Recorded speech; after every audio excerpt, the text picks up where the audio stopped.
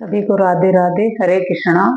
सभी खुश रहें, स्वस्थ रहें, अच्छे रहें।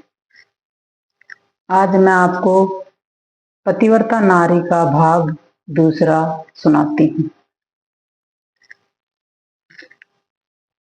पृथ्वी पर उस कोढ़ी ब्राह्मण के घर के पास गए।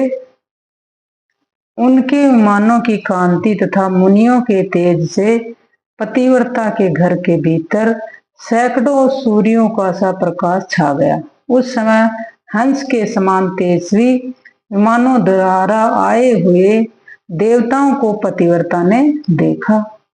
वह अपने पति के समीप लेटी हुई थी और ब्रह्मा जी ने उसे संबोधित करके कहा, माता, संपूर्ण देवताओं, ब्राह्मणों और गो आदि प्राणियों की जिससे मृत्यु होने की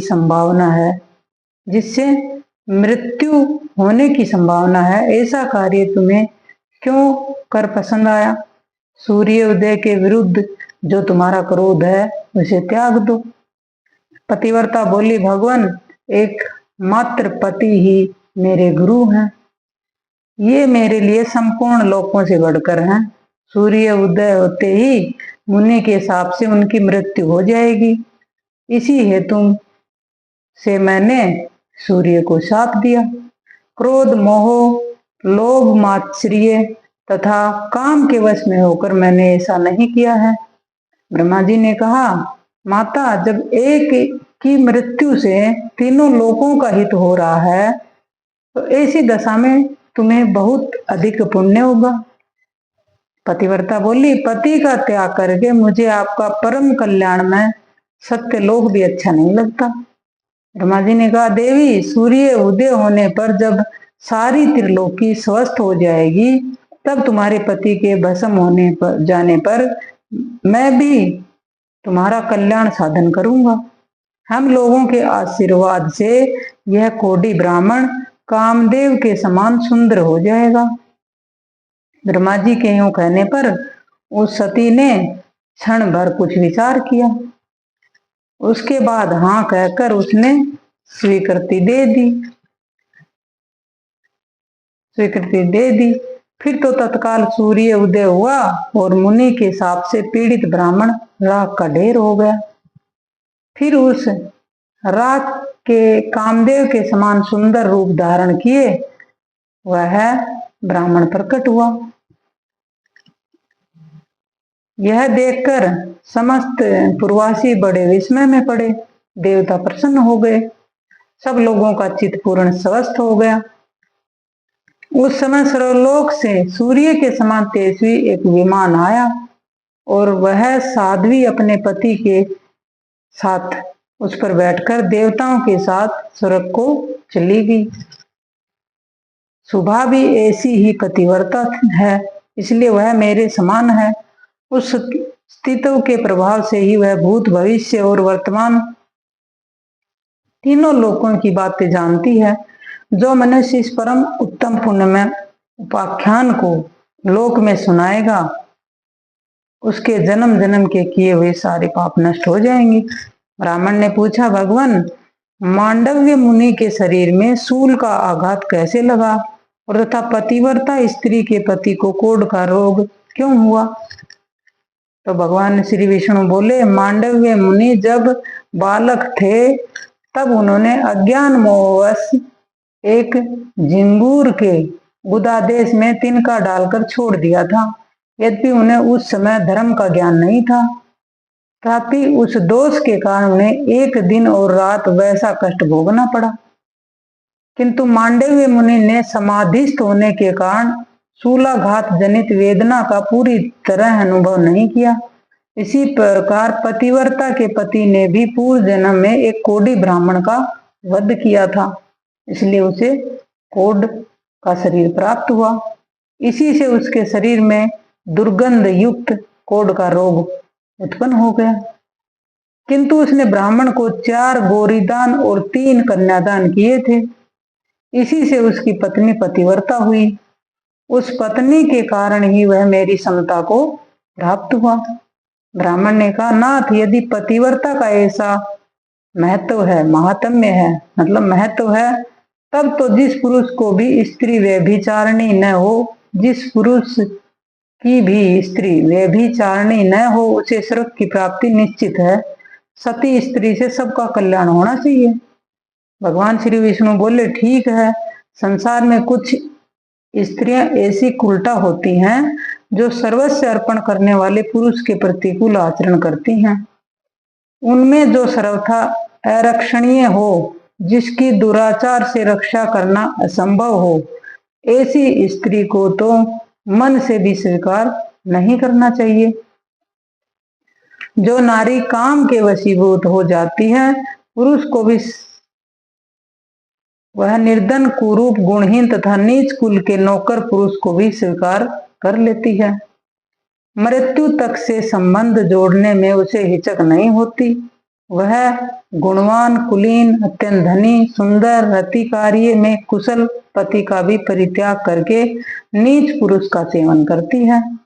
विप्रवर, इस विषय में उमा नारद स्वाद ही दृष्टांत है, क्योंकि नारद जी स्त्रियों की बहुत सी चेष्टाएं जानते हैं। नारद मुनि स्वभाव से ही संसार की प्रत्येक बात जानने की इच्छा रखते हैं। एक बार वे अपने मन में कुछ सोच विचार कर पर्वतों में उत्तम कैलाश गिरी पर गए। वहां उन महात्मा मुनि ने पार्वती जी को प्रणाम किया।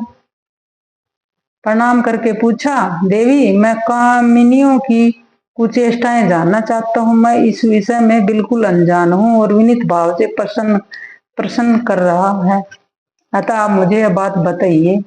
पार्वती देवी ने कहा कि नारद, युवती स्त्रियों का चित्त सदा पुरुषों में ही लगा रहता है। इसमें तनिक भी संदेह नहीं है। नारी घी से भरे हुए घड़े के समान है और पुरुष दहकते हुए अंगारे के समान। इसलिए घी और अग्नि को एक स्थान पर नहीं रखना चाहिए। जैसे मतवाले हाथी को महावत अंकुश और मुदगर की सहायता से अपने वश में करता है, उसी प्रकार स्त्रियों का रक्षक उन्हें दंड के बल से काबू में रख सकता है। बचपन में पिता, जवानी में पति और बुढ़ापे में पुत्र नारी की रक्षा करता है। उसे कभी स्वतंत्रता नहीं देनी चाहिए। सुंदरी स्त्री को यदि उसकी इच्छा के अनुसार स्वतंत्र छोड़ दिया जाए तो पर पुरुष की प्रार्थना से अधीर होकर वह उसके आदेश के अनुसार व्यभिचार में प्रवृत्त हो जाती है। जैसे तैयार की हुई रसोई पर दृष्टि न रखने से उस पर कोए और कुत्ते अधिकार जमा लेते हैं, उसी प्रकार युवती नारी स्वच्छंद होने पर व्यभिचारिणी हो जाती है। फिर उस कुलटा के संसर्ग से सारा कुल दूषित हो जाता है। पराये बीज से उत्पन्न होने वाला मनुष्य वर्ण संकर कहलाता है। सदाचारिणी स्त्री पितृकुल और प्रतिकुल दोनों कुलों का सम्मान बढ़ाती हुई उन्हें कायम रखती है। साध्वी नारी अपने कुल का उद्धार करती और दुराचारिणी उसे नरक में गिराती है। कहते हैं, संसार में स्त्री के अधीन स्वर्ग, कुल और कलंक, यश, अपयश, पुत्र पुत्री और मित्र आदि की स्थिति है। इसलिए विद्वान पुरुष संतान की इच्छा से विवाह करें। जो पापी पुरुष मोहवश किसी साध्वी स्त्री को दूषित करके छोड़ देता है, वह उस स्त्री की हत्या का पाप भोगता हुआ नरक में गिरता है। जो पराई स्त्री के साथ बलात्कार करता अथवा उसे धन का लालच देकर फंसाता है, वह इस संसार में स्त्री हत्यारा कहलाता है और मन के पश्चात घोर नरक में पड़ता है। मरने के पश्चात पराई स्त्री का अपहरण करके मनुष्य चांडाल कुल में जन्म लेता है। इसी प्रकार पति के साथ वंचना करने वाली व्यभिचारिणी स्त्री चिरकाल तक नरक भोगकर कोए की योनि में जन्म लेती है। उच्छिष्ट एवं दुर्गंध युक्त पदार्थ खाकर जीवन बिताती है। तदंतर मनुष्य योनि में जन्म लेकर विधवा होती है। जो माता, गुरु पत्नी, ब्राह्मणी, राजा की रानी और दूसरी किसी प्रभु पत्नी के साथ समागम करता है, वह अक्षय नरक में गिरता है। बहन, भांजे की स्त्री, बेटी और बेटे की बहू और चाची, मामी, बुआ और मौसी आदि अन्य स्त्रियों के साथ समागम करने पर भी कभी नरक से उद्धार नहीं होता। यही नहीं, उसे ब्रह्म हत्या का पाप भी लगता है तथा वह अंधा गूंगा बहरा होकर निरंतर नीचे गिरता जाता है। उस अधः पतन से उनका कभी बचाव नहीं होता। ब्राह्मण ने पूछा, भगवान ऐसा पाप करके मनुष्य का उससे किस प्रकार उद्धार हो सकता है? श्री भगवान ने कहा, उपर्युक्त स्त्रियों के साथ समागम करने वाला पुरुष लोहे की स्त्री प्रतिमा बनवाकर उसे आग में खूब तपाए, फिर उसका गाढ़ आलिंगन करके प्राण त्याग दे और शुद्ध होकर परलोक की यात्रा करे। जो मनुष्य गृहस्थ आश्रम का परित्याग करके मुझ में मन लगाता है और प्रतिदिन मेरे गोविंद नाम का स्मरण करता है,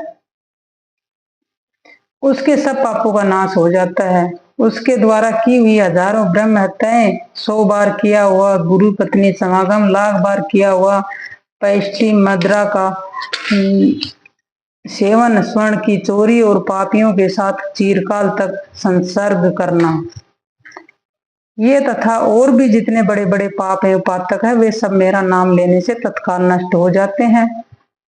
ठीक उसी तरह जैसे अग्नि के पास पहुंचने पर रुई के ढेर जल जाते हैं, अतः मनुष्य को उचित है कि वह मेरे गोविंद नाम का स्मरण करके पवित्र हो जाए। मनुष्य जो नाम से के भरोसे से